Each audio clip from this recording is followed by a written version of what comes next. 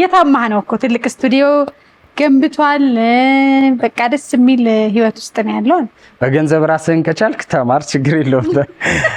ከዛ ውጭ ግን እንዳታስብ ተብዬ ነበር። አብጅሽ ፈጣሪ ከኔ ወስዶ ለኔ ሰላሜን አበዛው በፍቅርሽ ዋኔ የአጥንቴ ክፋይ ነሽ የነፍሴ ተቋዳሽ የመንፈሴ እርካታ አንቺ ልጅ ውስጤ ነሽ።